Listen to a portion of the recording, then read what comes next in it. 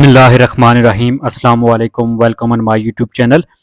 I hope you all are doing well. आज की video में हमने डिस्कस करना है जी एन इंट्रोडक्शन टू इन्वायरमेंट जो बुक है उसका यूनिट नंबर 7 का रिव्यू करना है, जिस यूनिट का नाम है biological diversity and it's distribution. अब बायोलॉजिकल डाइवर्सिटी का मतलब होता है कि जो लिविंग थिंग्स हैं जिसमें एनिमल्स हैं या प्लांट्स हैं उनकी हमने डाइवर्सिटी, उनकी वैरायटी देखनी है और डिस्ट्रीब्यूशन और उनकी तकसीम देखनी है कि वो दुनिया में जो रीजन है किस रीजन में जो है ना ज़्यादा डाइवर्सिटी है और कौन सी डाइवर्सिटी वहाँ पे किस तरह की जो है ना वो ज़्यादा है। अंडरस्टैंडिंग बायोलॉजिकल डाइवर्सिटी, सबसे पहले तो ये अंडरस्टैंड करेंगे कि बायोलॉजिकल डाइवर्सिटी होती क्या है, यानी जो जिंदा चीज़ों की वैरायटी है उसको हम अंडरस्टैंड करेंगे। फिर बायोलॉजिकल एवोल्यूशन, एवोल्यूशन कैसे हुआ यानी इर्तिका कैसे हुआ है कि स्टार्टिंग में देखें कहते हैं जी कि लाइफ का जो इर्तिका है वो पानी से हुआ है, पहले पानी में थे, इसी तरह एल्जी, फिर आस्ता आस्ता ब्रायोफाइट्स ज़मीन पे आए यानी प्लांट्स की बात करें अगर तो, इसी तरह एनिमल्स की भी वो बात करेंगे। Then levels in diversity, diversity में कौन कौन से लेवल हैं। इकोसिस्टम जो डाइवर्सिटी है, इकोसिस्टम क्या होता है, जिस तरह एक पानी का जो है ना वो पूरा एक इकोसिस्टम है, पानी में जो भी लाइफ मौजूद है। फिर सीपीशीज, सीपीशीज एक खास जो है ना वो ग्रो होता है जो आपस में इंटरब्रेड कर सकता है, जैसे ह्यूमन जो है ना वो एक सीपीशीज है। और देन जेनेटिक डाइवर्सिटी के जीन्स के लिहाज से एक डाइवर्सिटी बनती है। अब सबसे पहले हम अंडरस्टैंड करते हैं बायोलॉजिकल डाइवर्सिटी है क्या। तो बायोलॉजिकल डाइवर्सिटी बेसिकली जो वैरायटी है ऑफ लाइफ के, ज़िंदगी की तमाम जो वैरायटी है और उसकी फॉर्म्स हैं, तमाम लेवल्स हैं और कम्बिनेशन है, इन सब को हम कहते हैं ये बायोलॉजिकल डाइवर्सिटी और बायो डाइवर्सिटी है। अब बायोडाइवर्सिटी को हम मैनी जो है ना वो बायोलॉजिकल लेवल्स में रेंज करते हैं, मेजर करते हैं, जिसमें जेनेटिक डाइवर्सिटी से लेके इकोसिस्टम ऑन अर्थ के ज़मीन पे जितने इकोसिस्टम है और फिर डिफरेंट, ये रेफर करता है कि एक नंबर डिफरेंट जो है ना वो to the number of different species in a defined area, कि जैसे पानी में जो है ना जितनी भी लाइफ है, जो भी जिस किस्म की भी मछलियाँ हैं वहाँ पे, जो टर्टाइल्स हैं या जो भी बाकी चीज़ें हैं लिविंग थिंग्स हैं, उसके अंदर उस सब को हम एक इकोसिस्टम कहेंगे। अब टोटल जो स्पीशीज़ हैं वो रेंज करती हैं जी 7 टू 20 मिलियन, और जिनमें से तकरीबन जो है ना वो 1.75 मिलियन जो है ना वो स्पीशीज़ साइंटिफिकली डिस्क्राइब की गई हैं। इसमें अब जो बेस्ट स्टडीड ग्रुप हैं उसमें प्लांट्स और वर्टिब्रेट्स आते हैं, जिसमें फाइलम कॉर्डेटा है, चौडेटा है, जिसमें आम भी आते हैं, और देन जो है ना वो आर्थ्रोपोड्स वगैरह, नेमाटोड्स और इंसेक्ट्स वगैरह आते हैं। हाँ, अब स्पीशीज क्या होती है, बेसिकली स्पीशीज एक ग्रुप होता है इंडिविजुअल का जो आपस में इंटरब्रेड कर सकता है अमॉन्ग देम और प्रोड्यूस करते हैं फर्टाइल ऑफस्प्रिंग, उसको स्पीशीज कहते हैं। तो ये बेसिकली हमने जो है ना इस टॉपिक में अंडरस्टैंड करना है कि बायोडाइवर्सिटी के बारे में हमने पढ़ा है। पहले तो बायोडाइवर्सिटी की डेफिनेशन देखी है, फिर इसको बायोलॉजिकल यानी डाइवर्सिटी या फिर बायोडाइवर्सिटी कहते हैं। देन हमने पढ़ा कि टोटल जो है ना वो 7 तकरीबन स्पीशीज़ हैं, 7 जो है ना वो 7 टू 20 मिलियन है और उसमें से 1.7 मिलियन जो है ना वो साइंटिफिकली डिस्क्राइब की गई। अब डिस्ट्रीब्यूशन की अगर बात करें तो मोस्ट ग्रुप हैं जो स्पीशीज़ के, there are gradient of increasing diversity from poles to equator, के जो पोल्स हैं उनसे इक्वेटर तक अगर जाएं तो इक्वेटर तक जो है ना वो स्पीशीज इंक्रीज होती हैं, पॉपुलेशन इंक्रीज होती है। एंड द वास्ट मेजॉरिटी, जो ज़्यादातर जो है ना वो ट्रॉपिकल और सब ट्रॉपिकल रीजन में पाई जाती है, जहाँ पे जो इन्वायरमेंट है वो ज़्यादातर न्यूट्रल है या इन्वायरमेंट जो है ना वो मॉडरेट है। अब ह्यूमन एक्टिविटी जो है ना वो डायरेक्टली जो स्पीशीज हैं उनको, जिसमें फूड, वूल और हंटिंग है, इन सब की वजह से इफेक्ट कर रहा है। अब ह्यूमन क्या कर रहे हैं, इंट्रोडक्शन कर रहे हैं एलियन स्पीशीज। एलियन स्पीशीज का ये होता है कि एक जगह की वो स्पीशीज नहीं है, किसी दूसरे कंट्री से ला के वो इंट्रोड्यूस करा देते हैं। जैसे इधर पाकिस्तान में पॉपुलस का प्लांट जो है ना वो इंट्रोड्यूस कराया था ऑस्ट्रेलिया से। तो इसकी वजह से जो है ना हैबिटाट डिस्ट्रक्शन हो रहा है कि बहुत सी स्पीशीज का जो है ना जो वहाँ पे जो मस्कन था उनका वो तबाह हो रहा है। And various forms of habitat degradation, और बहुत से जो हैबिटाट हैं जिसमें जहाँ पे स्पीशीज रहती थी, जो इसमें बर्ड्स हो सकते हैं, इंसेक्ट्स हो सकते हैं, कुछ और एनिमल्स हो सकते हैं, वो फिर जो है ना वो डिग्रेडेशन हो रही है, उनको लॉस हो रही है इसकी वजह से बायोडाइवर्सिटी का, और बहुत सी स्पीशीज जो है ना वो एक्सटिंक्ट हो रही हैं यानी ख़त्म हो रही हैं, नापैद हो रही हैं। तो ये कुछ मेजर हैं जो रिस्पॉन्सिबल हैं जी ह्यूमन की एक्टिविटीज़ कुछ इस तरह की हैं जो ह्यूमन की जिनकी एक्टिविटीज़ की वजह से बायोडाइवर्सिटी डिस्टर्ब हो रही है। फिर ह्यूमन बहुत से जो है ना वो बायोडाइवर्सिटी से बेनिफिट भी ले रहे हैं, जैसे प्लांट से मेडिसिन ले रहे हैं, क्लोथिंग फाइबर है, इंडस्ट्रियल प्रोडक्ट वगैरह, और बहुत सी जो है ना वो फूड के तौर पे इस्तेमाल करते हैं, वेजिटेबल्स, फ्रूट, ये सब जो है ना हम प्लांट से ले रहे हैं। तो ये जो है ना यही प्लांट्स जो है ना ये बायोडाइवर्सिटी हमें हेल्प करती है। उसके अलावा ये जो बायोडाइवर्सिटी है यही रिस्पॉन्सिबल है, ये जो एटमॉस्फेयर में कंपोजिशन होती है गैस वगैरह की, उसको भी मेंटेन करने के लिए, ये हमने एटमॉस्फेयर में देखा है। तो एटमॉस्फेयर को जब हम कर रहे हैं जी, डिफोरेस्टेशन कर रहे हैं यानी दरख्त वगैरह को काट रहे हैं, तो उसकी वजह से ग्लोबल वार्मिंग हो रही है, कुरायत का टेम्परेचर बढ़ रहा है। फिर जो है ना वो एटमॉस्फेयर में पोल्यूशन जो है ना वो इंक्रीज हो रहा है। अब डाइवर्सिटी जो है वो of life on this planet, ये जो इस प्लेनेट पे है बेसिकली ये ब्रिंग कर रही है एस्थेटिक एंड कल्चरल बेनिफिट्स, बहुत ज़्यादा जो है ना वो एस्थेटिक और कल्चरल जो है ना वो बेनिफिट हमें ला रही है, जिसकी वजह से हम जो है ना वो पुरसकून काम या सीरीन महसूस करते हैं। मिलियन ऑफ पीपल जो है ना वो इंजॉय करते हैं जी के हंटिंग करने को, फिशिंग करने को, camping, hiking, wild life watching, यानी ये चीज़ें सारी जो है ना वो लोग पसंद करते हैं। एनिमल्स के साथ जो है ना वो रहना, एनिमल को देखना, नेचुरल लाइफ को देखना, प्लांट्स को देखना, तो ये साइकोलॉजिकली और इमोशनली भी इंसानों के लिए जो है ना वो बहुत ज़्यादा रिसोर्टिव है और बहुत ज़्यादा जो है ना वो मेडिटेट या इंसान को जो है ना वो रिलैक्स फील कराती है। देन नीचे अब उसने कुछ जो है ना वो बायोडाइवर्सिटी में बताया कि किस किस तरह के होते हैं। अब सबसे पहले आते हैं जी, यहाँ पे आ रहे हैं प्रोड्यूसर्स। प्रोड्यूसर्स में होते हैं प्लांट्स जो अब फूड प्रिपेयर करते हैं। उसके बाद नीचे उसने देखें डीकम्पोजर बनाए हुए हैं। अब डीकम्पोजर में आते हैं बैक्टीरिया वगैरह, फंजाई, ये सारी चीज़ें ऐसी होती हैं कि जो जो इनमें से ऊपर वाले जितने हैं ना, इनमें से कोई भी डेड हो जाए तो ये सारे उसके तोड़ फोड़ करते हैं, ब्रेक डाउन करते हैं उन सबको, डीकम्पोजर जो होते हैं। प्रोड्यूसर्स फूड प्रिपेयर करते हैं जिसमें प्लांट्स हैं मोस्टली। उसके बाद आते हैं हर्बीवोर्स। हर्बीवोर्स जो होते हैं जिनको हम सब्जा होर कहते हैं, और ये हर्बीवोर इनको खाते हैं सारे प्लांट्स को, ये जो हर्बीवोर्स है। और देन ऊपर आते हैं कार्निवोर्स। कार्निवोर्स होते हैं जिनको हम गोश्तखोर कहते हैं, और इनमें इन्हीं के साथ एक और टर्म भी यूज होती है, ओमनीवोर्स। ओमनीवोर्स वो होते हैं जो प्लांट्स को भी खाते हैं और एनिमल्स को भी, जिसमें हम ह्यूमन जो है ना वो ओमनीवोर्स है। तो ये था बेसिकली उसकी अंडरस्टैंडिंग और ह्यूमन की एक्टिविटीज़। अब हम बात करते हैं जी बेनिफिट क्या है, बायोडाइवर्सिटी हमें क्या क्या बेनिफिट दे रही है। तो बेसिकली जो बायोडाइवर्सिटी है वो हमारे साथ रिलेटेड है, इकोनॉमिक वैल्यूज़ बहुत ज़्यादा प्रोवाइड कर रही है, रिप्रेजेंट कर रही है, there impact on sustainable development के, हमारे सस्टेनेबल डेवलपमेंट के लिए भी इंपॉर्टेंट रोल प्ले कर रही है। बेनिफिट जो है ना बायोडाइवर्सिटी के, उनको हम कैरेक्टराइज करा रहे हैं जी बायोलॉजिकल रिसोर्स हैं जिसमें लिविंग चीज़ें जो हमें फ़ायदा दे रही हैं, प्लांट्स हैं और एनिमल्स हैं। फिर इकोसिस्टम सर्विसेज हैं, इकोसिस्टम को वो मेंटेन रखती हैं, फूड प्रोवाइड कर रही हैं कि इकोसिस्टम में फूड चेन और फूड वेब चलते हैं। देन सोशल बेनिफिट जो है ना वो सोशली भी बहुत ज़्यादा हमें इंटरेक्ट करते हैं और हमें हेल्प करती हैं। अब डायरेक्ट जो इसके इम्पैक्ट्स हैं वो ये हैं कि हमें ये they have direct economic value. Economic value है, मछली जो है ना बहुत ज़्यादा इनकी कदर है, वैल्यू है बायोडाइवर्सिटी की। प्लांट्स वगैरह, मेडिसिन वगैरह बेच के आप किसी कंट्री के साथ ट्रेड कर सकते हैं। मेडिसिन हमें प्रोवाइड कर रही है, वुड प्रोवाइड कर रही है, लकड़ी, यानी टूरिज्म जो है ना वो लोग नेचुरल चीज़ें देखने के लिए बहुत दूर से आते हैं, दूसरे कंट्री से जो है ना वो फॉरेन से आते हैं, विजिट करते हैं यहाँ पे। इनडायरेक्ट में ये है कि ये economic values better economic and sustainable infrastructure like research, education and protection major जो है ना उनमें भी हमें हेल्प करते हैं जो प्लांट्स वगैरह हैं।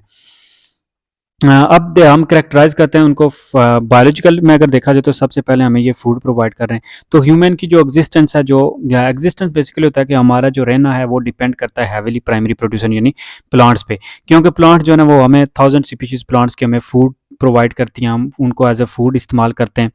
और ये less than 20 feet the majority of the world's population, दुनिया की ज़्यादातर जो पॉपुलेशन है वो प्लांट्स पे जो है ना वो डिपेंड करती है। Only 3 or 4 carbohydrate crops are considered essential, और ये है कि कुछ जगहों पे सिर्फ जो है ना वो 3 से 4 जो कार्बोहाइड्रेट्स की क्रॉप्स हैं वो कंसिडर की जाती हैं, जैसे हम खाते हैं ये मकई, गंदम और चावल वगैरह।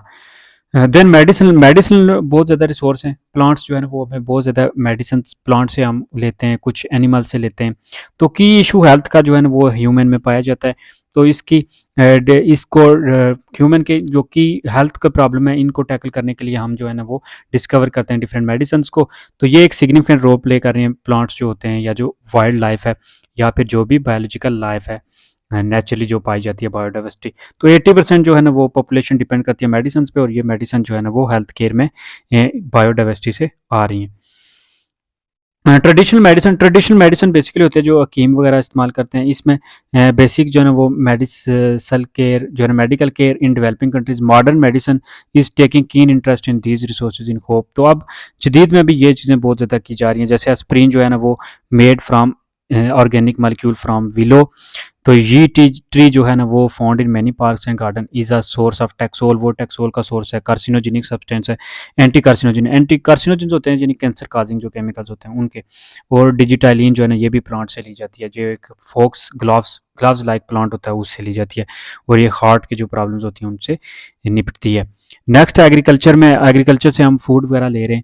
ज़राअत में यानी जेनेटिक डाइवर्सिटी डिस्कवर हो रही है, डिफरेंट क्रॉप्स उगाई जा रही हैं, क्रॉप्स को बहुत ज़्यादा एडवांस किया जा रहा है। लाइव स्टॉक्स, पेस्ट वगैरह जो है ना वो डिजीज़ के अगेंस्ट उन क्रॉप्स को जो है ना वो इम्यूनिटी प्रोवाइड की जा रही है, क्रॉप्स को किया जा रहा है, मॉडिफाई किया जा रहा है ताकि वो इनके अगेंस्ट जो है ना वो काम कर सकें और ज़्यादा से ज़्यादा फसल हमें मुयसर हो। इंपॉर्टेंस है जी एग्रीकल्चर की। एग्रीकल्चर जो है ना वो न्यूमरस इंसेक्ट्स जो है ना वो पोलिनेट करते हैं क्रॉप्स को।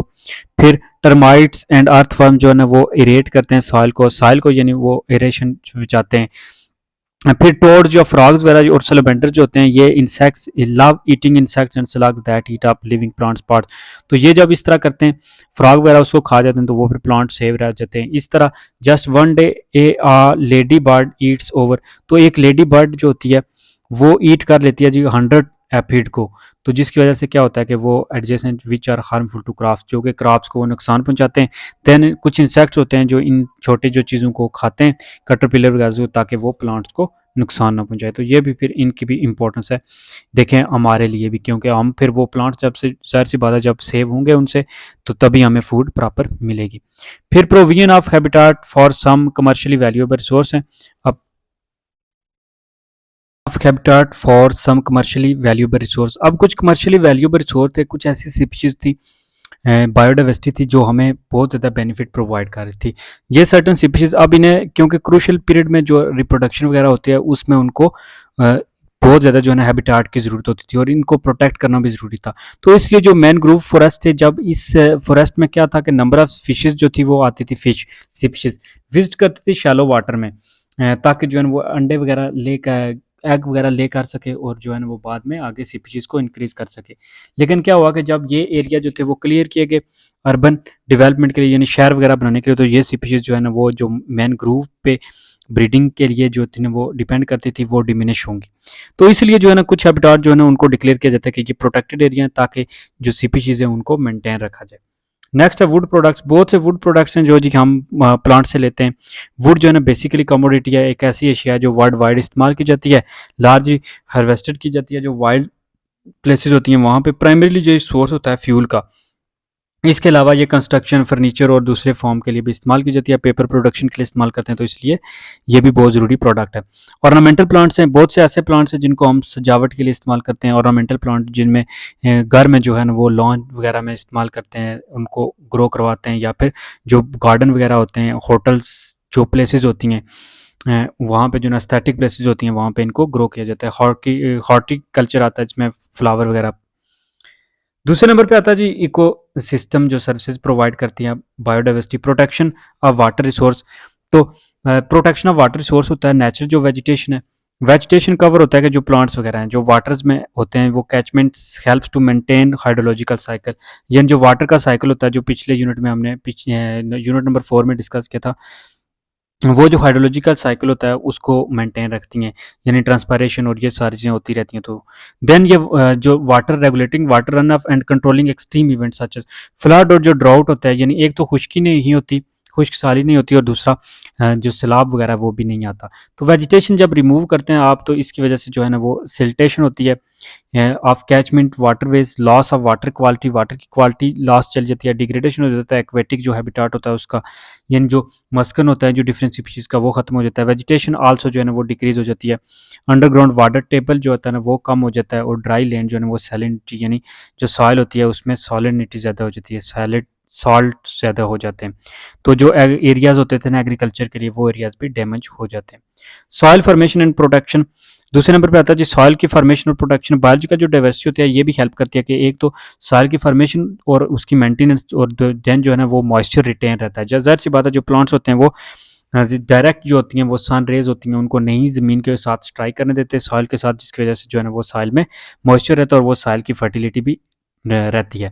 तो अगर आप वेजिटेशन को डिक्रीज़ करेंगे या डिफॉरेस्टेशन होगा तो उस जगह पे बहुत ज़्यादा सैलिनिटी हो जाएगी सॉइल में, सॉइल रुइन हो जाएगी, एक्सीडेटेड हो जाएगी, यानी जो ज़मीनी कटाव होता है ज़मीन ज़्यादा से ज़्यादा बहेगी, क्योंकि प्लांट जो होते हैं वो सपोर्ट करते हैं ज़मीन को और उसको कंपैक्ट उसको जो है ना वो कंपैक्टली पकड़े रखते हैं। तो सॉइल प्रोटेक्शन जो होती है ना वो प्रिजर्व की जा सकती है बाय कि the productive capacity of the soil. तो प्रोडक्टिव कैपेसिटी जो होती है वो भी इस चीज़ पे डिपेंड करती है। लेकिन जब प्रिवेंट इससे आप प्रिवेंट करेंगे जो है ना लैंडस्लाइड वगैरह सेफ गार्ड करेंगे coastline and river banks, यानी जो दरियाओं के किनारे वगैरह होते हैं जो आस्ता आस्ता ख़त्म होते रहते हैं उनको, और कोस्टल फिशरीज बाय सिल्टेशन, तो सिल्टेशन की मदद से जो है ना आप इनको कम कर सकते हैं। ट्रीज़ और जो दूसरी वेजिटेशन होती हैं ये सॉइल फॉर्मेशन में भी हेल्प करती हैं, सिग्निफिकेंट कंट्रीब्यूशन ये करती हैं प्रोडक्शन ऑफ ऑर्गेनिक जो कंपाउंड्स होते हैं, मैटर होते हैं। जब इनके लीव्स वगैरह की डेथ होती है तो यही लीव्स गार्ड साट के जो है ना वो उस को, और रूट जो होते हैं प्लांट्स को, या जो सॉइल होती है उसको मज़ीद फर्टाइल बनाते हैं। तो रूट्स को भी फिर जो है ना वो न्यूट्रिएंट्स वगैरह वहाँ से मिलते रहते हैं, नाइट्रोजन मिलता है। और ये न्यूट्रिएंट स्टोरेज एंड रिसाइकलिंग, अब न्यूट्रिएंट्स जो होते हैं डिफरेंट, उनका जो रिसाइकलिंग का प्रोसेस होता है इसमें भी ये बायोडाइवर्सिटी हेल्प करती है, जिसमें हमने साइकिल पढ़े हैं जी, फास्फोरस साइकिल पढ़ा है, नाइट्रोजन साइकिल पढ़ा है, कार्बन साइकिल पढ़ा है, सल्फर साइकिल पढ़ा है। तो ये न्यूट्रिएंट भी जो है ना लाइफ के लिए इंपॉर्टेंट है। इसमें नाइट्रोजन फिक्सेशन जो बैक्टीरिया वगैरह करते हैं, यानी नाइट्रोजन को फिक्स करते हैं, वो नाइट्रोजन फिर प्लांट लेते हैं। इसी तरह सल्फर और फास्फोरस का भी हमने साइकिल पढ़ा हुआ है, जिस जो बायोजियोग्राफिकल जो चैप्टर नंबर था 5, उसमें हमने ये सारी चीज़ें डिस्कस की थी। नेक्स्ट है जी पोल्यूशन ब्रेकडाउन। अब ये जो कुछ होते हैं जिस तरह बैक्टीरिया वगैरह या प्लांट्स होते हैं ये बहुत ज़्यादा पोल्यूशन को डिक्रीज करते हैं। जैसे ecological process play an important role in the breakdown and absorption of many pollutants created by human in their activities, कि इंसान है या जो इनकी जो भी एक्टिविटीज़ हैं उनकी जो नतीजे में कॉन्सिक्वेंसेज में जो चीज़ें प्लूटेड क्रिएट होती हैं, जो कंटामिनेटेड, उनको बहुत से जो लिविंग ऑर्गेनिज्म होते हैं वो डिक्रीज़ करते हैं। प्लांट बहुत से जो गैसेज होती हैं उनको एब्जॉर्ब कर लेते हैं। फिर आम जो सीवेज वगैरह या गार्बेज ऑयल स्पिल होते हैं इनको भी जो है ना ये हेल्प करता है इकोसिस्टम हमें मेंटेन करने में लाइफ को, और उनको ब्रेक डाउन करते हैं ताकि वो ज़्यादा जो है ना वो नुकसान ना पहुँचाएँ।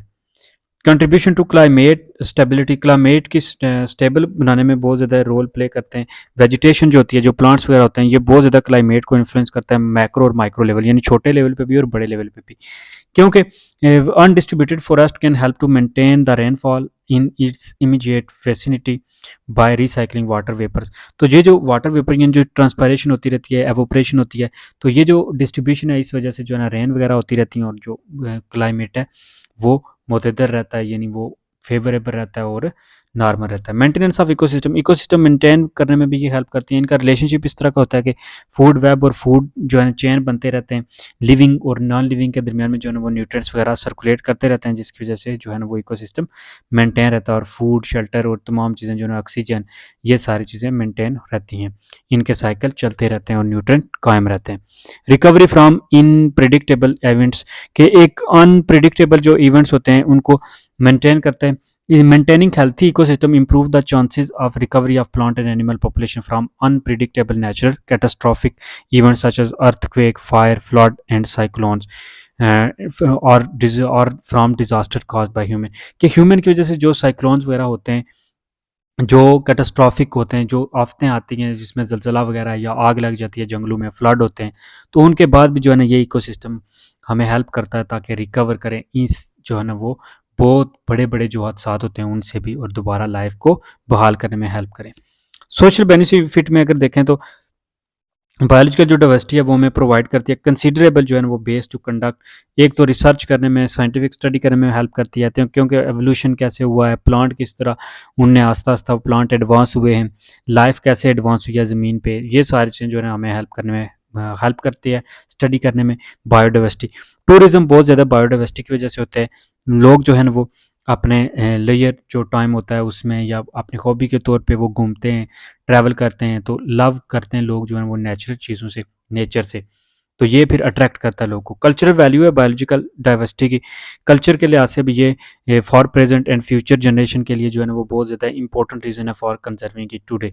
ह्यूमन कल्चर जो को इवॉल्व है with their environment and their for the conservation of biological diversity, कि यानी बायोलॉजिकल कन्वर्सिटी को, जो डाइवर्सिटी है इसको महफूज करना भी बहुत ज़रूरी है, क्योंकि ये एक इंस्पायरेशनल करती है बंदे को, एस्थेटिक, स्पिरिचुअल और एजुकेशन नीड जो इंसान की होती है वो उनको पूरा करती है। नेक्स्ट टॉपिक है जी थ्रेट क्या है बायोडाइवर्सिटी को। एक्सटिंक्शन का बहुत बड़ा थ्रेट है कि नापैद हो रही हैं बहुत सी इंपॉर्टेंट स्पीशीज़ जो है ना वो एलिमिनेट हो रही हैं, ख़त्म हो रही हैं आस्ता आस्ता, बहुत सी स्पीशीज़ जो है ना वो डेंजर में हैं। उनको ये थ्रेट है कि वो फ्यूचर में जो है ना वो एक्सटिंक्ट हो जाएंगी, या उनके जो मेंबर्स हैं वो कम हो जाएंगे। कुछ ऐसी स्पीशीज़ हैं जिनके सिर्फ कुछ फ्यू मेंबर्स रह गए हैं बाकी इस दुनिया में, तो ऐसी स्पीशीज़ को प्रोटेक्ट किया जा रहा है। नेचुरल काजेज ऑफ एक्सटिंक्शन, अब नेचुरल जो काजेज हैं इसमें स्टडी किया गया है, फॉसिल फ्यूल की स्टडी की गई है, फॉसिल रिकॉर्ड की, यानी फॉसिल रिकॉर्ड होता है बेसिकली जो फॉसिल्स होते हैं, जो ऑर्गेनिज्म आज से बहुत साल पहले जैसे डायनासोर वगैरह थे वो। तो ये कहा गया जी कि ये कुछ ऐसी स्पीशीज थी जो इंसानों से बहुत पहले जो यहाँ पे दुनिया पे आई और यहाँ पे रहीं भी। इसमें डायनासोर जो है ना वो एक फेमिलियर एग्जांपल है। अब डायनासोर के जो है 50% of their existing genera also disappeared from the earth at the time. तो अब तकरीबन जो है ना इनके 50% जो है ना वो जनरा जो है ना चले गए। डायनासोर अपीयर जो थे वो क्रिस्टेशियस पीरियड में, यानी अबाउट 65 मिलियन ईयर्स बैक जो है ना, आज से 65 मिलियन ईयर पहले यहाँ पे आए थे और ख़त्म हो गए। तो स्पीशीज जो है ना वो अराइज होते हैं प्रोसेस ऑफ म्यूटेशन। म्यूटेशन होता है कि जो जीन में तब्दीली होती है इसकी वजह से, और नेचुरल सिलेक्शन। और कुछ स्पीशीज होती हैं जो नेचुरली फिट होती हैं, यानी फिट वो इस काबिल होती हैं कि वो जो अनफेवरेबल कंडीशन होती हैं, जो सख्त इन्वायरमेंट में भी सर्वाइव कर जाती हैं, इसलिए वो स्पीशीज यहाँ पे रह जाती हैं और नेचर उन्हें सेलेक्ट कर लेती है। Then mutation and natural selection की अगर बात करें तो म्यूटेशन एक ऐसा फिनोमेना है जिसमें कॉज होता है कि alteration of genes and can produce new or alter, कि न्यू और आल्टर जो ऑर्गेनिज्म इंडिविजुअल बनते हैं, ये ऐसे इंडिविजुअल होते हैं जो resulting in the appearance of heritable difference between organism के, जिनकी वजह से ऑर्गेनिज्म में डिफरेंस आता है और ये ऑर्गेनिज्म फिट होते हैं दूसरों से जो है ना वो बेटर सर्वाइव कर लेते हैं इन्वायरमेंट में। ह्यूमन काज जो एक्सटिंक्शन है, ह्यूमन की वजह से जो है जो एक्सटिंक्ट हो रही है, एक्सटिंक्शन हो रही है। मोस्ट ह्यूमन जो है ना वो एक्सटिंक्शन हो रही है due to habitat loss. Habitat loss ये है कि जो ह्यूमन है वो बहुत ज़्यादा काट रहे हैं प्लांट्स वगैरह को, वेजिटेशन को तबाह कर रहे हैं। ह्यूमन की एक्टिविटीज़ जो है ना, पोल्यूशन बहुत ज़्यादा हो रहा है, इसकी वजह से जो है ना हैबिटाट डिस्ट्रॉय हो रहे हैं, अर्बन को बहुत ज़्यादा फैलाया जा रहा है। तो ये जो है ना ये जो सारे एक्टिविटीज़ हैं ये काज कर रही हैं जी का एक्सटिंक्शन को। अब इसमें पाकिस्तान में अगर देखें तो जैसे नो यूरियल मारखोर है, आइबैक्स है यानी माउंटेन गोट जिसको कहा जाता है, पैट्रिज है, चकोर, क्रेन्स और वेरियस जो ना अदर बर्ड्स वगैरह जो है ना वो इन एक्सटिंक्ट होने में के करीब है। तो नंबर ऑफ स्पीशीज हैं जो जिनको वाइल्ड लाइफ ने लिस्ट किया है कि ये इंडेंजर्ड में है। अगर इनका हंटिंग वगैरह को बैन ना किया गया, इनकी केयर ना की गई, तो ये स्पीशीज जो है ना वो हो जाएंगी एक्सटिंक्ट। आइवोरी ट्रेड क्या होता है? एलिफेंट जो है ना वो इंपॉर्टेंट एग्जांपल है जी इसकी of the wild life trade का। 1980 में जो है ना वो देर फॉर अबाउट 1.3 मिलियन जो ना African elephants a decade later only half for left, कि एक जो है ना वो कहते हैं जी कि 10 सालों में इतने 1.3 मिलियन थे अफ्रीकन एलिफेंट और वो आधे रह गए। तो ये जो थे ना पोचर्स, इन्होंने किल किया जी, आधे से ज़्यादा जो है ना वो किल कर दी। और फिर 1980s में मेनली जो है ना वो collect ivory worth up to $100 per KG, यानी $100 जो है ना उनका 1 केजी का मिलता था। और इंटरनेशनल बैन फिर लगा दिया गया इस आइवोरी के ट्रेड के ऊपर, क्योंकि वो स्पीशीज़ वहाँ पे एक्सटिंक्ट होने वाली थी।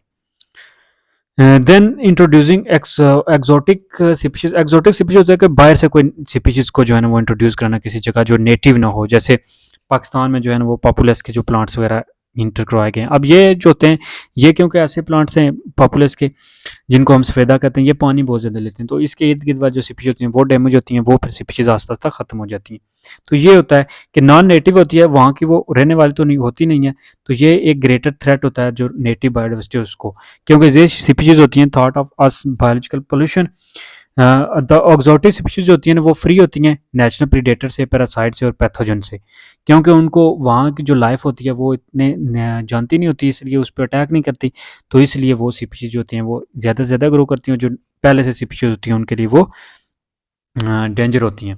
देन आर डिजीज़, कुछ डिजीज़ होती हैं ऑर्गेनिजम्स या पैथोजेंस होते हैं जो कंसीडर किए जाते हैं प्रीडेटर को, वो भी अगर सक्सेसफुल होते रहते हैं ओवर द टाइम, तो ये पैथोजन जो होते हैं ये पैथोजन वो होते हैं जो डिजीज़ काज करते हैं। तो इनकी वजह से जो डिजीज़ काज होती है वो फिर जो है ना आस्ता आस्ता उस स्पीशीज़ को डैमेज करती है और वो स्पीशीज़ ख़त्म हो जाती है, डिजीज़ वगैरह काज होती हैं। Important introduction of paper mulberry, एक केस स्टडी इस्लामाबाद में जो है ना मिड 1960s में अगर देखा जाए तो इस्लामाबाद के जो है ना वो फेडरल कैपिटल में यानी पेपर मलबरी प्लांट जो थे ना उनको मैस स्केल पे प्लांट किया गया।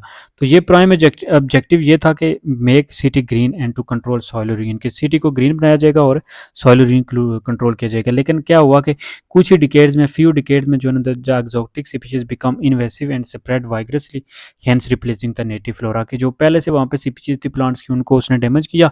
और ये जो था पेपर मलबरी था, ये ज़्यादा से ज़्यादा फैल गया। अब पेपर मलबरी जो है ना वो थ्रेट आ गया जो मुकामी डाइवर्सिटी थी। ह्यूमन हेल्थ के लिए भी वो बहुत ज़्यादा जो है ना वो डेंजरस साबित हुआ, क्योंकि इसके जो पॉलन ग्रेन थे उनमें अस्थमा और एलर्जी वगैरह इसकी वजह से आ गई। सिटी डेवलपमेंट अथॉरिटी ने ये रियलाइज़ किया प्रॉब्लम को, तो फिर उन्होंने इस वीट को एरेडिकेट करने की कोशिश की। नेक्स्ट है पोल्यूशन। अब टॉक्सिक पोल्यूशन जो है ना, ये भी डिजास्टर्स इफेक्ट है लोकल पॉपुलेशन की, जो ऑर्गेनिज्म के उनके लिए। पेस्टिसाइड जो है ना वो मेजर पोल्यूटेंट साबित होता है, क्योंकि ये जब आप पेस्टिसाइड करते हो तो ये इसमें ऐसी स्प्रे वगैरह होती हैं जो बाकी जो लाइफ होती है इर्द गिर्द उसको तबाह कर देती है। पेस्टिसाइड और फर्टिलाइजर जो होते हैं ये पानी के साथ जब मिक्स होते हैं तो जो वो वाटर है वो भी जो है ना वो अनड्रिंकेबल, यानी या फिर जो है ना वो अनहेल्थी होता है, जो ड्रिंक अगर कोई चीज़ कर ले तो। कॉन्सिक्वेंसेज हैं जी बायोडाइवर्सिटी लॉस के कॉन्सिक्वेंसेज भी इसी में आ जाते हैं कि इसकी वजह से इकोसिस्टम का जो स्टेबिलिटी होती है वो डैमेज होती है। क्राइसिस आ जाते हैं, तमाम जो हम मेडिसिन वगैरह लेते हैं, जो कपड़े जो है ना वो जो क्लॉथ्स वगैरह ले रहे हैं, फाइबर ले रहे हैं, वो सारी चीज़ें जो है ना वो डैमेज होती हैं। सीपीज़ एक्सटिंक्ट हो जाती हैं। तो जब स्पीशीज़ एक्सटिंक्ट होंगी तो वो फिर जो है ना वो पूरा जो लाइफ साइकिल है, जो पूरा निज़ाम है, वो जो है ना वो डेंजर हो जाएगा। तो ये बेसिकली क्या है जी, कि इकोसिस्टम के फंक्शन करने के लिए बायोडाइवर्सिटी ज़रूरी है, क्योंकि वो मेजर जो है ना वो डिटरमिन करते हैं इकोसिस्टम मेंटेन रखता है एनर्जी फ्लो का। एनर्जी जो है ना वो फिर फूड चेन और फूड वेब इसकी वजह से मेंटेन रहती है। लेकिन जब लॉस हो तो फिर कॉस्टली होता है, क्या कि क्योंकि जो नेचुरल इकोसिस्टम है वो पूरा वाइटल सोर्स ह्यूमन को सर्विसेज प्रोवाइड करता है, जिसमें रिक्रिएशनल है, एस्थेटिक है, कमर्शियल लॉसेज है और विल भी इनएविटेबल है। तो ये जब वो ख़त्म हो जाए तो इसकी वजह से डिग्रेडेशन हो जाती है, इकोसिस्टम डैमेज होता है, सारी चीज़ें जो है ना वो यहाँ पे देखें आप।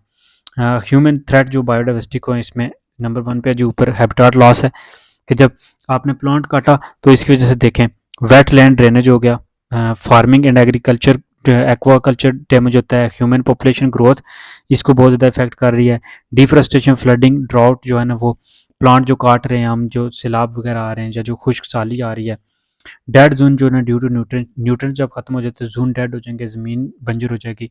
क्लाइमेट चेंज हो रहा है जी, स्पीशीज माइग्रेट कर रही हैं, टेम्परेचर चेंज हो रहा है, जहाँ पे बर्फ़ें जो है ना वो या ग्लेशियर तेज़ी से जो है ना मेल्ट हो रहे हैं, मैटिंग और रिप्रोडक्टिव साइकिल चेंज हो रहे हैं, डैमेज हो रही हैं जो लाइफ स्पीशीज़ हैं, वॉर एंड कन्फ्लिक्ट आ रही हैं, डैमेज जिसकी वजह से इकोसिस्टम डैमेज आ रहा है, पोल्यूशन हो रहा है, रिसोर्स मैनेजमेंट नहीं हो रही, ओजोन की अल्ट्रावायलेट रेडिएशन पहुंच रही है ज़मीन के ऊपर, जिसकी वजह से ओजोन की डिप्रेशन हो रही है और स्पीशीज़ डैमेज हो रही हैं। ओवर हार्वेस्टिंग फॉर फूड और मेडिसिन के लिए जो ओवर हार्वेस्टिंग की जा रही है, ओवर फिशिंग की जा रही है, ज़्यादा से ज़्यादा मछलियाँ जो है ना वो शिकार की जा रही हैं, तो ये भी डैमेज करता है। ग्लोबल वार्मिंग और इंड्यूस स्पीशीज़ माइग्रेशन के, ग्लोबल वार्मिंग टेम्परेचर इंक्रीज़ हो रहा है और स्पीशीज़ जो है ना वो एक जगह से दूसरी जगह वो उसका इफेक्ट हो रहा है। लोकल इंट्रोडक्शन ऑफ स्पीशीज़ को जो इंट्रोड्यूस करवाया जा रहा है वो भी नुकसान पहुँचा रहा है। एक्सीडेंटल इंट्रोडक्शन जो हो रहा है स्पीशीज़ का, वो भी इफेक्ट कर रहा है। अल्टरेशन ऑफ हैबिटाट का अल्टरेशन हो रहा है, हैबिटाट तब्दील कर रहे हैं जो प्लांट्स हैं, जो बर्ड्स वगैरह हैं, जो एनिमल्स हैं। फिर जेनेटिक मॉडिफिकेशन भी हो रहा है स्पीशीज़ में। देन आज इन्फेक्शियस डिजीज़ भी हो रही हैं स्पीशीज़ को, जो क्लाइमेट चेंज हैबिटाट चेंज की वजह से आ रही हैं। पैथोजन स्ट्रेंथन हो रहे हैं बाय वार्मिंग, तो वार्म होने की वजह से इन्वायरमेंट जो है ना वो अच्छा मिल रहा है एनिमल्स वगैरह या पैथोजन्स को, तो वो फिर इजीली डैमेज कर रहे हैं लाइफ को, बायोडाइवर्सिटी को। पोल्यूशन जो है ना वो हेल्थ को डैमेज कर रहा है, सॉइल को चेंज कर रहा है, स्पीशीज़ जो सेंसिटिव होती हैं टॉक्सिन को, उनको डैमेज कर रहा है, कुछ स्पीशीज़ को कोई किल कर रहा है। प्लास्टिक जो है ना वो बहुत सी स्पीशीज़ को डैमेज कर रहा है। पाकिस्तान की बायोडाइवर्सिटी की बात करें तो पाकिस्तान जो है ना एक ऐसा कंट्री है जो वेस्टर्न एंड पे लाई करता है जी, साउथ एशियन सब कंटिनेंट में, और इसका फ्लोरा और फाना जो है ना उसमें ब्लेंड जो है ना वो प्लेक्ट्रिक एंड जो है ना इंडो मलाइन एलिमेंट्स पाए जाते हैं, जिसमें बहुत ज़्यादा जो है ना यूथेपियन रीजन है। Pakistan number of world eco region ranging from the mangrove forest stretching from the Arabian Sea to towering mountains and western Himalayas, Hindu काश और कराकरम जो है ना वो इसमें पाए जाते हैं। अर्थ जो है ना वो पाकिस्तान की 23 जो है ना वो ecoregions by the United Nations, the National Geographic Society, out of them 5 are in Pakistan, यानी पाकिस्तान जो है ना ये इसका रैंक हो गया अब जो है ना कुछ रन ऑफ कुछ फ्लड ग्रासलैंड, देन जो है ना Tibetan plateau, western Himalayan temperate forest, Indus delta ecosystem और अरेबियन सी की यहाँ पे इसने जिक्र किया है कि ये ऐसे रीजन है पाकिस्तान में, इको रीजन है पाकिस्तान में। आपको डिफरेंट जो एन वगैरह हैं पाकिस्तान में वो इन्वॉल्व है कि प्रोटेक्शन की जाए और कंजर्व की जाए हैबिटाट्स वगैरह की। अब पाकिस्तान के जो है ना पीएस जो है ना प्रोटेक्टेड एरियाज़ में 14 नेशनल पार्क्स बनाए गए हैं, 99 वाइल्ड लाइफ सेंचुरीज बनाई गई हैं और 96 गेम रिजर्वर बनाए गए हैं। डिफोरेस्टेशन पाकिस्तान में प्रिंसिपल काज है, वो बहुत ज़्यादा वुड की कंजप्शन के लिए, टिम्बर के लिए प्लांट्स काटे जा रहे हैं। ग्रेजिंग बहुत ज़्यादा जो है ना वो रैपिडली इंक्रीज़ किया जा रहा है, डोमेस्टिक लेवल पे ग्रेजिंग की जा रही है, ये भी इफ़ेक्ट कर रही है लाइफ को।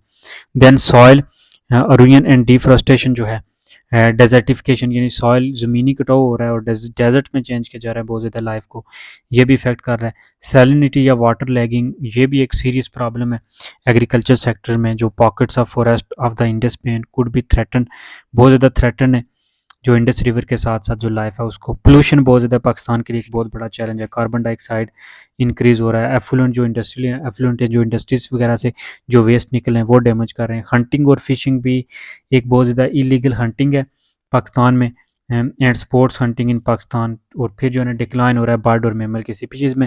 एग्रीकल्चर प्रैक्टिसेस जो है ना पाकिस्तान में डिग्रेडेशन फेस कर रही हैं, बहुत ज़्यादा एग्रीकल्चर में इतना ज़्यादा फोकस नहीं किया जा रहा जिसकी वजह से जो है ना वो फ्लोरा और फौना तबाह हो रहा है। पेस्टिसाइड की जो क्या पॉपुलेशन वो इंक्रीज़ हो रही है जिसकी वजह से फूड की क्वालिटी और क्वांटिटी दोनों डैमेज हो रही हैं। सेल्फ असेसमेंट के डिफाइन बायोडाइवर्सिटी, तो टोटल जो लाइफ की वैरायटी है उसको बायोडाइवर्सिटी कहते हैं। Natural causes of species extinction में जो है ना वो नेचुरली जो डिजास्टर्स आते हैं या जो आफते हैं जिसमें अर्थक्वेक है, फायर है, और ये introduction of alien species effect in ecosystem. तो इंट्रोडक्शन जो एलियन स्पीशीज होती है क्योंकि वो एक तो वो न्यूट्रिएंट ज़्यादा ले लेती है, दूसरा ये कि उस स्पीशीज़ को जो पैथोजन होते हैं लोकल या जो होते हैं प्रीडेटर वगैरह उनसे कोई ख़तरा नहीं होता, इस वजह से वो ज़्यादा ग्रो करती है और इकोसिस्टम को डिस्टर्ब करती है। What are the impacts of pollution on biodiversity? Pollution बहुत ज़्यादा इफेक्ट कर रहा है प्लांट्स की कुछ स्पीशीज़ को, जो सेंसिटिव स्पीशीज़ होती हैं उन स्पीशीज़ को डैमेज कर रहा है, क्वालिटी डैमेज कर रहा है। Define endemic species, name any two endemic species. Endemic species basically ये ऊपर लिखा हुआ है जी एंडेमिक।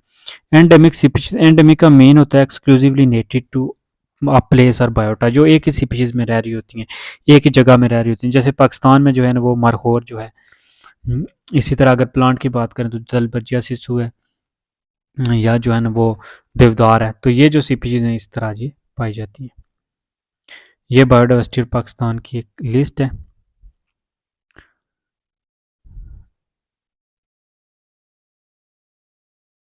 आगे नेक्स्ट है जी, ये एक तो आगे ना टेबल के मैमल्स, और ये पाकिस्तान में स्पीशीज प्लांट्स कितने हैं। 380 एनजीओ जो है ना एंजियोस्पर्म से जो कि एंडेमिक है। 20 एलजीज की, इंडस डॉल्फिन, फिर जो है ना चिल्तन, मारखोर वगैरह, पंजाब यूरियल, बलूचिस्तान बेर, ये सारे।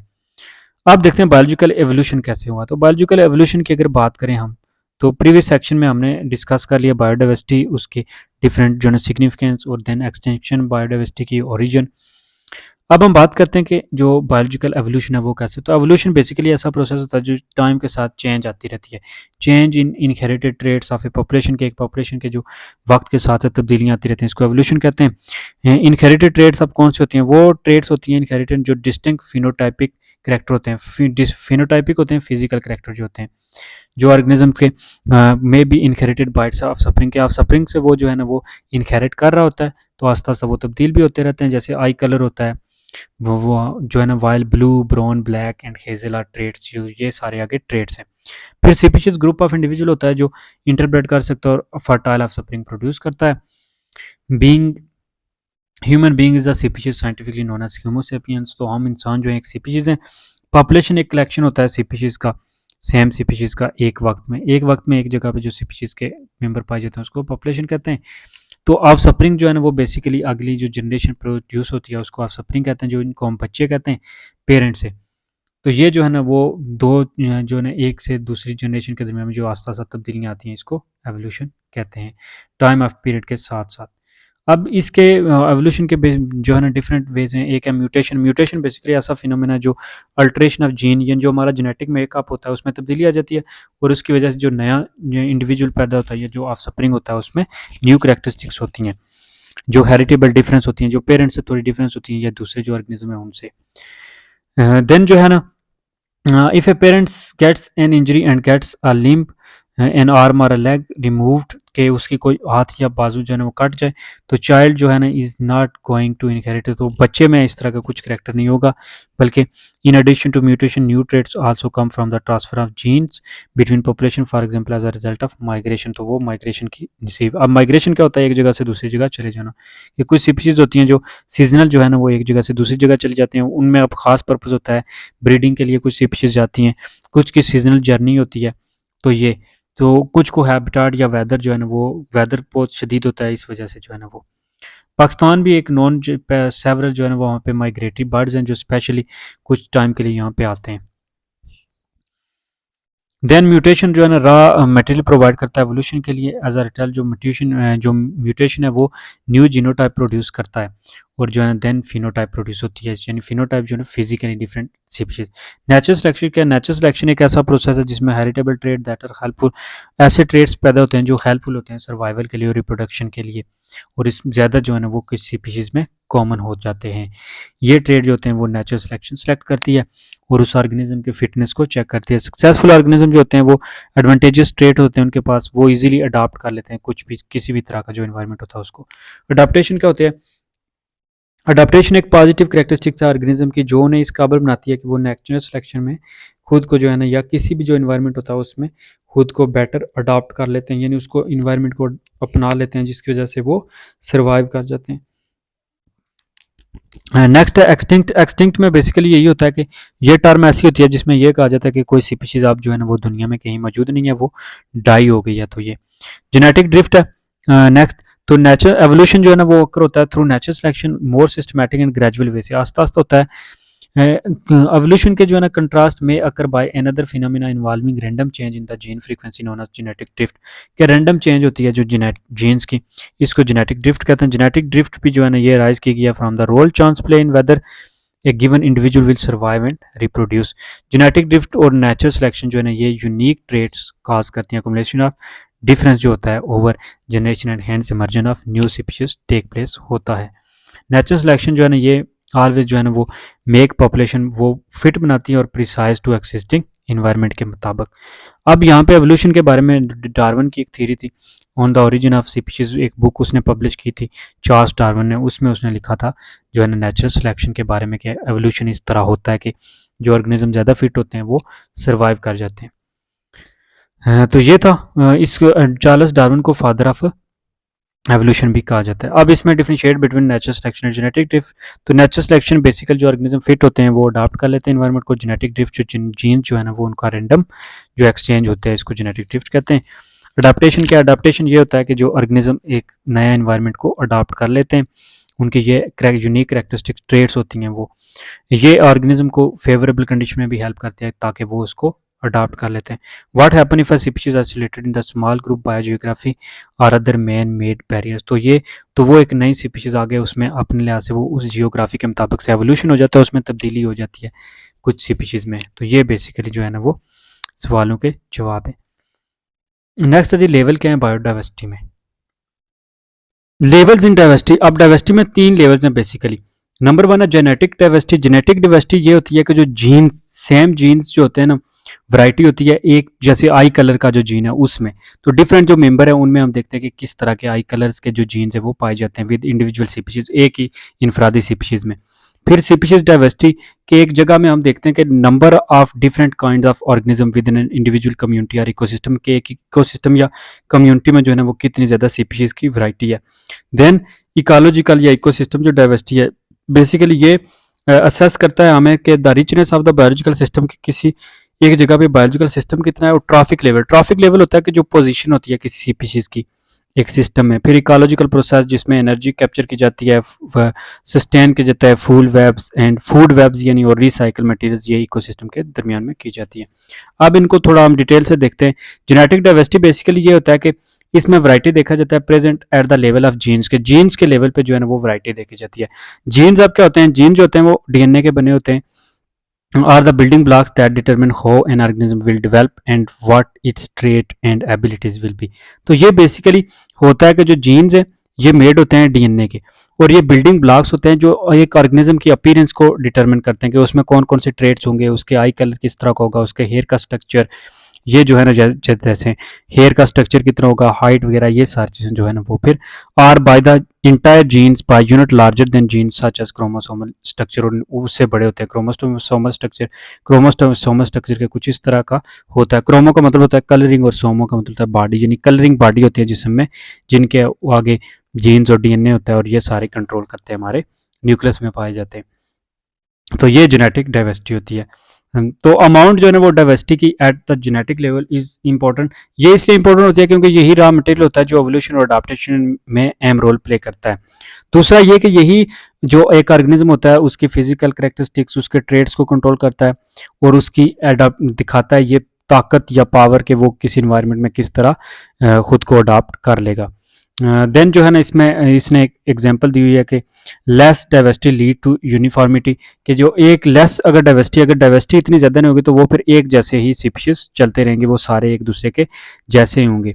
और अगर इसी के मुकाबले में अगर डाइवर्सिटी होगी, ज़्यादा होंगी, तो वो फिर डिफरेंट जो है ना वो आगे वैरायटी आएगी और वो ऑर्गेनिज्म जो होंगे वो ज़्यादा फिट होंगे, वो डिफरेंट जो होते हैं एक्सट्रीम कंडीशन जो होती हैं या अनफेवर जो इन्वायरमेंट है उसको भी वो सरपास कर जाएंगे।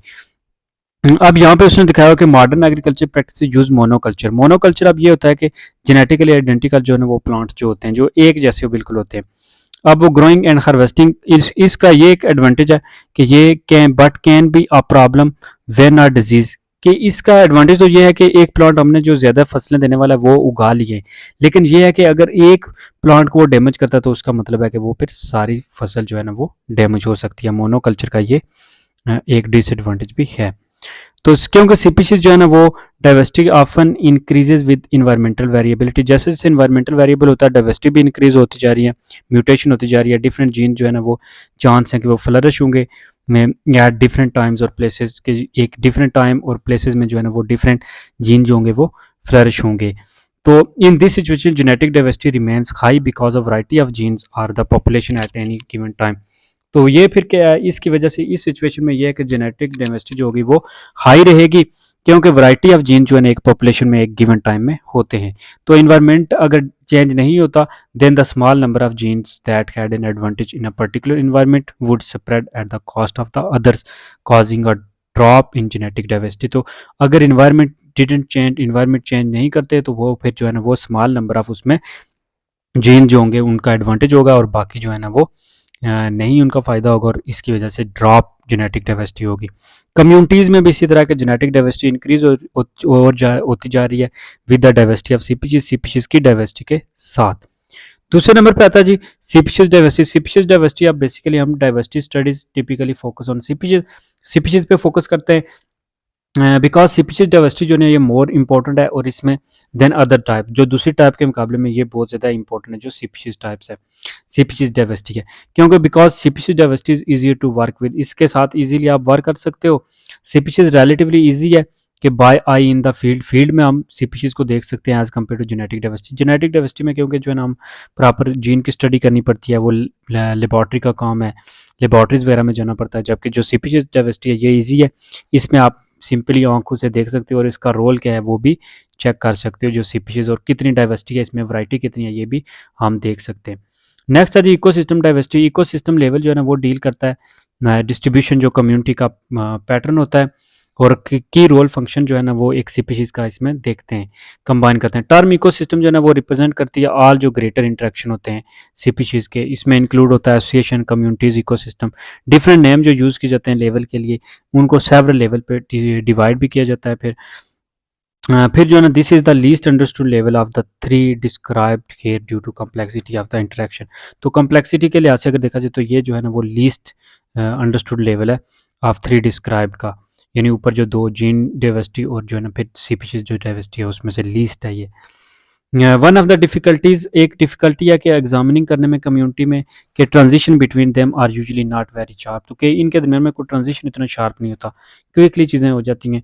और ए लेक में have a very sharp boundary between it and the deciduous forest within which it exists, but the deciduous forest will shift from more gradually to grassland or to coniferous forest, के ये बहुत तेज़ी से shift हो जाते हैं, जिसकी वजह से इनके दरमियान में ट्रांजिशन नहीं होती और इसलिए इनको शार्प तरीके से जो है ना वो हम स्टडी नहीं कर सकते।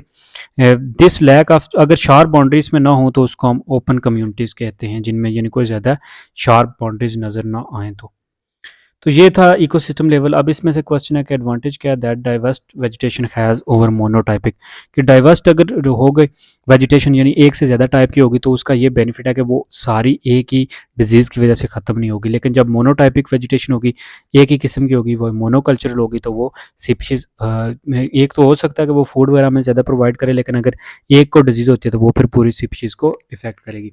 टर्म इकोलॉजिकल डाइवर्सिटी से क्या मुराद है?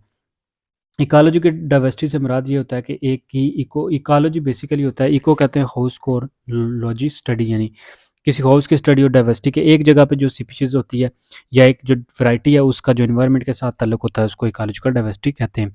इकोलॉजी बेसिकली होता है ऑर्गेनिज्म का जो इन्वायरमेंट के साथ रिलेशनशिप होता है। Why is the studying species diversity preferred over genetic and ecological diversity? क्योंकि स्पीशीज़ डाइवर्सिटी को हम क्लियरली जो है उसको नज़र कर सक देख सकते हैं, सी कर सकते हैं और उस पे ऑब्ज़र्व कर सकते हैं। Differentiate between habit and habitat.